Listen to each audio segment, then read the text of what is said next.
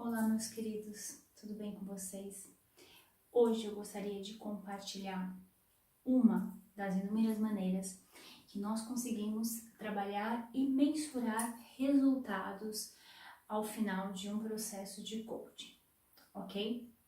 Porque é lógico, toda vez que você chega realmente para um coach, para um processo, você tem realmente alguma coisa que você quer atingir, ou pelo menos que você quer desenvolver mais daquilo realmente que você não está conseguindo. E há diversas maneiras de você avaliar todo o processo e avaliar como aquele cliente chegou e como ele está saindo dentro do que ele esperava alcançar ou esperar desenvolver.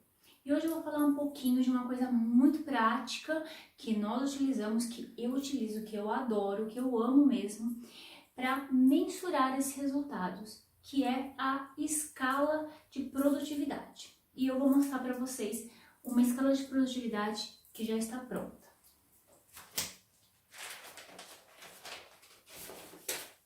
Vamos lá.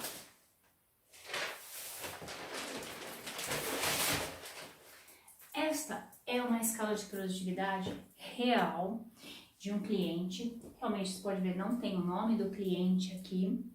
E eu posso ser sincera, eu realmente não lembro de qual cliente é este daqui. E eu vou explicar como funciona essa escala da produtividade. Quando você chega e ao final de uma ferramenta, tá, específica, e é lógico, isso aqui tem que ser feito pelo menos entre a primeira e segunda sessão. Senão, com o tempo, vai passando um pouco do propósito inicial dessa ferramenta, ok? Então você pede para o cliente, né, para o coach especificamente, falar depois daquela sessão, para que ele possa realmente mensurar numa escala de menos 10 a 10, tá? Menos 10 negativo a 10, como é que ele se encontra nesse exato momento em relação àquilo que ele relatou. Tá? Neste caso, o cliente relatou que de menos 10 a mais 10 nessa escala, ele estava exatamente no ponto neutro. Ele estava no zero. Tá? Então, aqui seria o início dele. Então, ele não estava nem no menos 10, mas também não estava nada do positivo, tá? Nessa escala. E o mais interessante é que aí a gente pede também para ele falar, ok, então se você está no local X, mais ou menos qual seria esse gap, né? Essa diferença, esse andar nesta régua, para você sinta que você realmente teve um avanço e está satisfeito.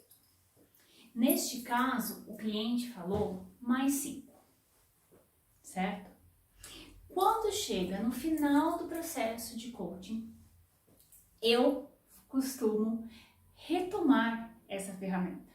Aí o que eu faço novamente? Eu faço essa escala de produtividade, só que eu não demonstro o que ele disse quando ele chegou e nem o gap que ele queria.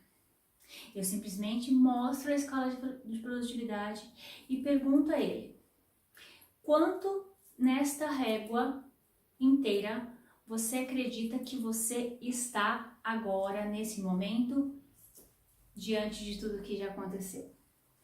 Aí ele vai dar a sua nota. E nós pegamos e nós desenhamos novamente isso no papel para que ele possa visualizar. E preste atenção, então, como ficou essa escala de produtividade desse cliente. Então, ele estava no ponto inicial, o inicial dele era realmente no ponto neutro, no zero. Então, ele não estava nem negativo e nem na régua positiva. No término da sessão, ele tinha colocado, na verdade, que o gap dele seria 5. Era uma maneira dele estar se sentindo confortável diante daquilo que ele tinha apresentado. Mas, geralmente, pelo menos eu nunca peguei nenhum cliente assim, que ficou exatamente onde ele tinha determinado. Geralmente eles ultrapassam isso, e nesse caso, ele detalhou que ele estava a mais 8 na escala de produtividade dele. Então, o que a gente leva em consideração isso?